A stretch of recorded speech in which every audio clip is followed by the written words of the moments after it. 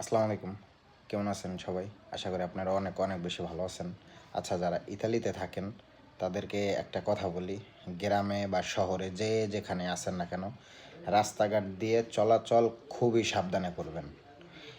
আপনার যারা হচ্ছে সকালে কাজে যান বা বিকেলে আসেন, যখনই যেথায় যান না কেন, খুবই সাবধানের সাথে চলাফেরা করবেন। এই দেখেন, এই যে আমার কি হইছে, দেখছেন? এটা একটা অ্যাক্সিডেন্ট। তো আপনার এতটুকু বলবো যে আপনারা যেভাবেই থাকেন সতর্ক হয়ে থাকবেন, আর হচ্ছে রাস্তাঘাট দেখে শুনে চলাচল করবেন। যদি দেখেন সামনে কোনো কিছু ঝামেলা বা অনেক লোকজন, ঠিক আছে, বা একটা মানে সন্দেহ জাগে, তখন সেই রাস্তা দিয়ে যাবেন না, অন্য রাস্তা ব্যবহার করবেন। আর না হলে আমার মতো হতে হবে, ঠিক আছে? দেখেন কি পরিস্থিতি হয়ে গেছে, মানে পুরো পুরা ছুঁইলা গেছে ডাইরেক্ট, ঠিক আছে? পা নাড়াইতে পারতেছি না, এই পরিস্থিতি, ঠিক আছে? তো যাই হোক, ভালো থাকবেন সবাই। খোদা হাফেজ।